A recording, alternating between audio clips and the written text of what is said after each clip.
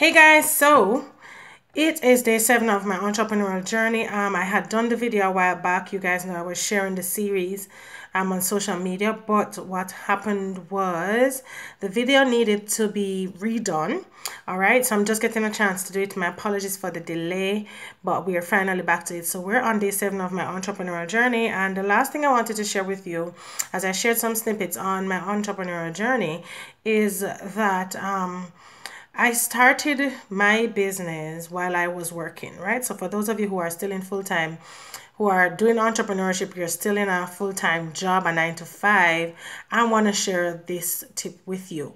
So I was working in my highest paid job in my life. It had afforded me to be able to start paying off my debts that had incurred, as a, because of the fact that I wasn't working some years and stuff like that. And so I was now able to pay off my debt before my car was breaking down every minute with my children on the roadside because of our financial issues. And so now I was able to upgrade my car. I was able to start traveling again because traveling is one of the things I love to do. And I was now able to do things and start to kind of live a kind of normal life again, being in my highest paid job. And I remember I was in a senior management position as well. I remember sitting at my desk in my office one day and still feeling as if there was a hole in my heart, even though financially there were a lot of things that I was able to do. And so I decided to pay attention to that hole in my heart because I'm like, no. And I'm in prayer groups, I'm in intercessory prayer, I'm ministering, I'm in the best paid job, and I'm doing so many things, and I'm still not feeling satisfied. So why am I not feeling satisfied? And so here's it. This is the thing.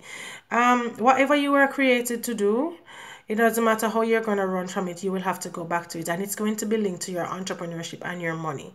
All right? Whatever is your divine calling and assignment. And so I had started my motivational speaking business. I wasn't doing coaching and business consultancy at the time. I was just into motivational speaking. That's what I'd always wanted to be. I always wanted to be an author and a motivational speaker. I didn't think about a coach or being a business consultant. And so I remember praying and seeking God about it, and he said, you have neglected to talk about the pain. And I'm like, what? And he said, yes, you have neglected to talk about the pain. And I want you to write about the pain because the church has stopped talking about the pain.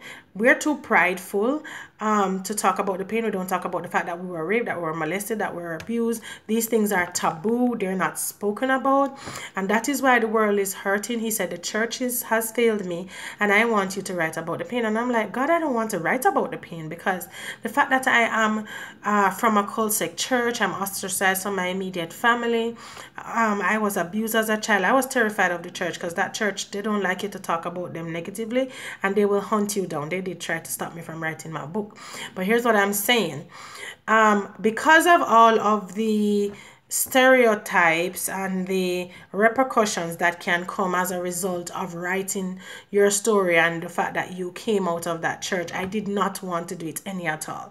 So I used the testimony in my churches locally, and when I was mentoring and counseling persons, I used the story. So here's what I'm saying.